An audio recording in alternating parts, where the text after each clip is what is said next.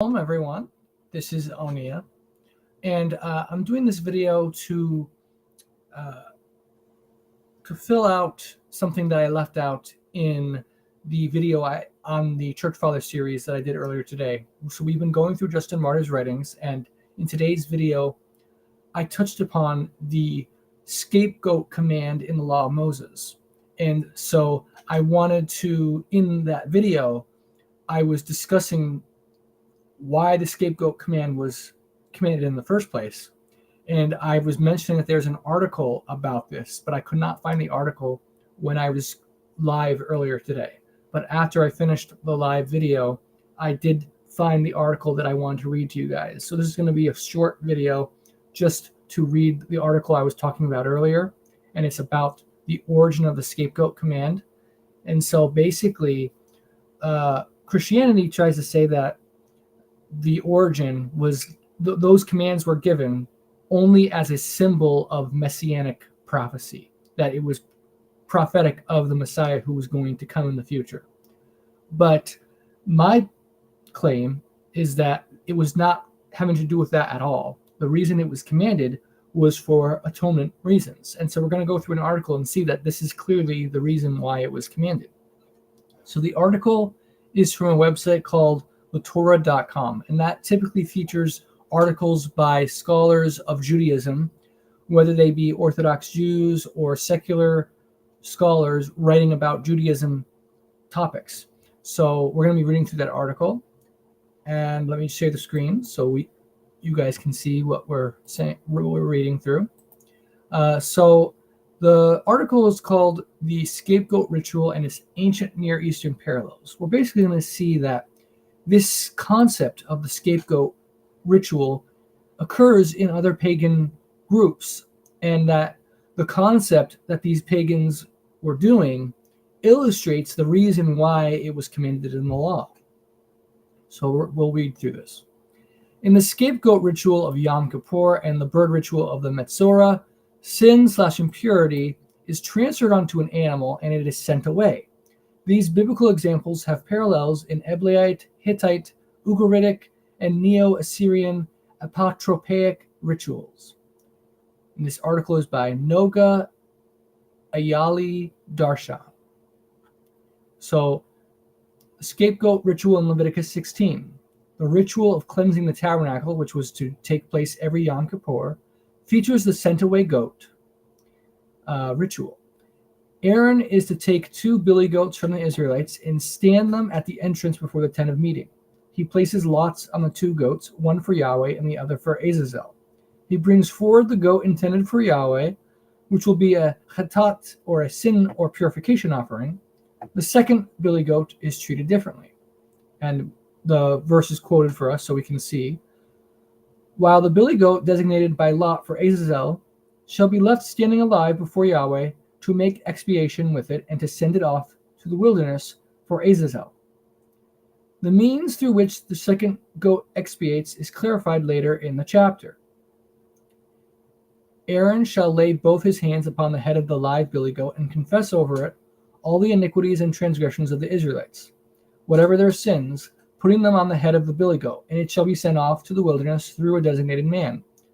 Thus the billy goat shall carry on it all their iniquities to an inaccessible region, and the billy goat shall be sent off to the wilderness. He who sent off the billy goat for Azazel shall wash his clothes and bathe his body in water. After that he may re-enter the camp. Now, one brief thing to say is Azazel in the book of Enoch was bound in the wilderness. So there are some ideas that this is also referring to Enoch. We're basically sending the goat to the fallen angel Azazel in the wilderness. But anyways, continuing, traditional commentaries through the ages have struggled to understand the rite, which is unusual in the biblical corpus. Animal rituals, especially in the priestly text, are almost always sacrifices, offerings to God. Nevertheless, one parallel law does appear in the priestly text, or in Leviticus. And this is something I did not remember that the law says, so this is kind of a cool thing. The same concept is found in Leviticus 14, verses 1 to 7, which lays out the process of purification for a Metzora, or a person who had been suffering from a serious skin disease. often translated as leprosy in older Bible translations, part of which includes a ritual involving 2 birds. So the priest shall order 2 live clean birds, cedar wood, crimson threads, and hyssop to be brought for him who is to be cleansed. 1 bird is slaughtered, and the live bird, together with the other objects, is dipped in the blood, which is then sprinkled on the person being purified, after which he or she is considered pure. Then, in verse 7, and he shall send off a live bird in the open country. This ritual and that of the scapegoat stand out as unique in the biblical corpus. Many biblical scholars have noted that the slaughter of the first bird takes place outside the camp and is not called a chatat, or a sin offering. This indicates that the bird rite reflects an earlier stage than that of the scapegoat law in Leviticus 16, as it does not conform to the school of laws of the Jerusalem temple, which demanded that the chatat sacrifice be made within its precincts. Even so, the rituals are conceptually connected. How are we to understand the meaning of these sending away rituals? Archaeology has uncovered texts from many different ancient Near Eastern societies that have parallel rituals that shed light on the meaning of these biblical rites. So Near Eastern rituals of sending away an animal include, sending away rituals generally involve dispatching to an uninhabited place, just like the Bible says, an animal carrying on its body abstract evil, such as impurity, bad words, curses, etc., or plagues and disease. After the evils or disease are transferred from a place or people to that dispatched animal, its release purifies the territory and or cures the people. Here are some examples from several cultures of the 3rd, 2nd, and 1st millennia BC. The most ancient example of a sending away ritual was uncovered in the Ebla archives from the 24th century BC. A tablet describes a ritual in which an animal is sent away in order to purify the house of the dead prior to a royal wedding. And the text says, "We purify the mausoleum before the entrance of Kura and Barama." Apparently those are the names of 2 of their gods. A goat, a silver bracelet on its neck, towards the step of Eleni we let it go. Here the goat is sent out, dressed up in the decorative silver bracelet, and carries with it the impurity, allowing the gods and later the king and queen to enter the mausoleum as part of the wedding ceremony. And then we have from Hatti, the Hatti people, a Hurro-Hittite rite for purifying the king and queen, recorded in the latter half of the 2nd millennium BC by the name the Ritual of Samuha, and found in the archives of Hattusa, states, he releases 1 bull for the king, but 1 cow, ewe, and nanny goat for the queen's implements, all as a nakusi, which means sending away, and then declares as follows: whatever evil word, false oath, curse, or impurity has been committed in the sight of the deity, may these nakusis carry them off from before the deity. May the deity and the ritual patron be purified of these things. According to this text, the exorcist lets loose a number of live animals referred to as nakusis, which carry off abstract evils, and by doing so purifies the patients and the deity alike.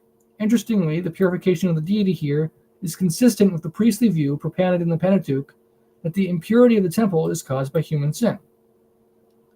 A Luwian Hittite ritual from the same age and site, transmitted by the old woman Mbazi, describes how the exorcist sends a mouse that is tied with a red thread, previously bound upon the patrons, into an uninhabited region.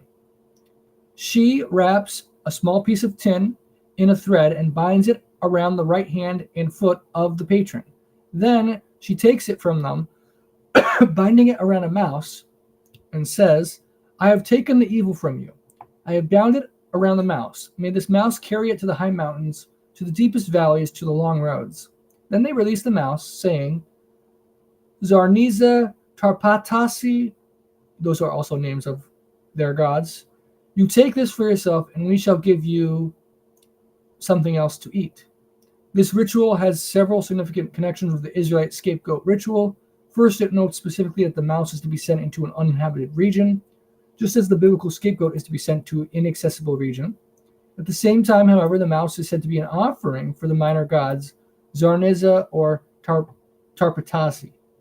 This is highly reminiscent of the biblical description of the scapegoat, in which the sins are carried by the animal to the wilderness area while dedicated to Azazel, thereby transferring the impurity from Yahweh's realm to another. Secondly, this rite, as other Lui and Hittite rites which are not cited here, includes the tying of a thread around the sent away animal and a pronouncement over it. This thread is associated here with the evil whose transfer to the mouse affects the removal of the evil. While this custom is absent in the Bible, it is part of the Mishnaic scapegoat ritual in the Talmud. In Ugaritic goat ritual, so in the latter half of the second millennium BC, Ugarit had the following comprehensive wording for apparently the same practice of sending away an animal when a danger threatens the city and its citizens.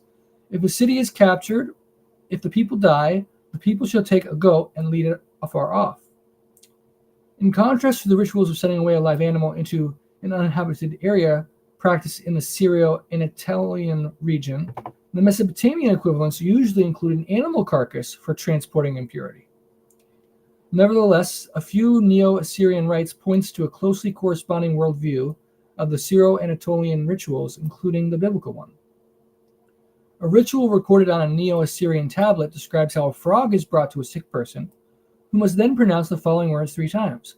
Frog, you know the grain disease which seized me. Frog, you know the Libu disease which seized me. When you hop off and return to your waters, you will return to its step. After the sick person spits into the frog's mouth 3 times, symbolically passing the illness onto it through the patient's saliva, the exorcist takes the frog to the step where he ties a red and white thread to its feet, fastening them with thorns. This sent-away frog thus carries away the person's illness to its own natural habitat, which, although it is in fact water, is twice referred to as a step.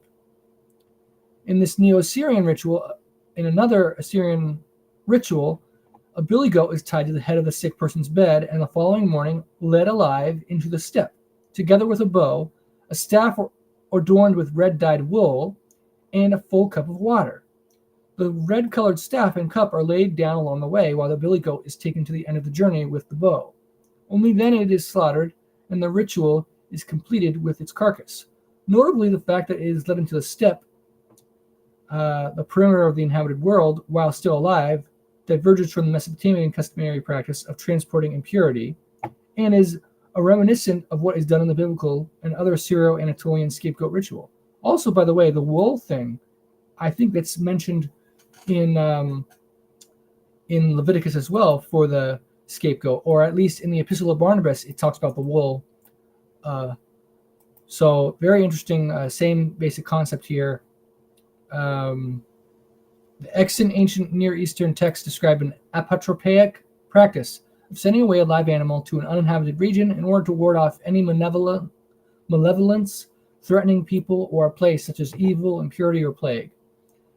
As the examples noted above and others reveal, the affliction, after having been removed from the body of the patient, is loaded onto the sent away animal with either a verbal accompaniment or with threads tied around its body. Following the release of the live animal, it is sometimes said that the entity, whether a god or a person, that encounters it receives the malevolence it carries. Thus, finally, the patient is purified. This fits with the meaning of the sent away animals in the Metzora and scapegoat rituals. In the former, the one that talks about the bird in Leviticus 14, the impurity of the person is transferred to the bird, and in the latter, the impurity of the temple or the sins of the people are transferred to the billy goat. When the animals are sent out into the uninhabited wilderness, the impurities go along with them, no longer able to harm people. Some may argue that the biblical scapegoat rite was influenced by Hittite culture despite the substantial geographic and chronological disparities between the two cultures. They say this is unlikely. They just basically say that the general region had that practice. So it was a shared understanding. And then it says, in speaking of such practices, it is best not to speak of the Israelites borrowing the custom, either directly or through nomadic mediators, but of Israel inheriting them from their predecessors. That's not too much of a difference, borrowing versus inheriting. But basically, this evidence shows us very clearly why it was commanded. It was commanded the same reason the pagans were doing it, in order, as Leviticus says, to send away the sins, putting the sins on the goat as a scapegoat. So that's what it is for. It's not for a symbol or a prophecy of the Messiah who was to come in the future. It was solely for the pagan concept of sending away the impurity that your people have, sending it away to purify the people. So this concept is authenticated by the pagans and proves to us that it has nothing to do with the Messiah, but is strictly for purification reasons why this was commanded in the law of Moses. And we also know from the book of Jubilees, it originates from Joseph being sold into slavery. That was why they commanded the fasting for the Day of Atonement. But this goat ritual has nothing to do with the Messiah. It's strictly for purifying people from impurity that could not be purified from the regular sin offerings. So if there's no other way to purify the people, they turn to this, where they send it away through the scapegoat. So that's the basic gist there. Hope you guys enjoyed this short little video showing the evidence that has nothing to do with the Messiah, but it was specifically commanded to purify the people. You can find messianic significance in it, meaning in it, but the origin of it has nothing to do with the Messiah. So anyways, that's all I wanted to say today. God bless you guys. Hopefully you guys watched the video earlier. If not, please check it out when you have the time. And I'll see you guys next Sunday. Shalom.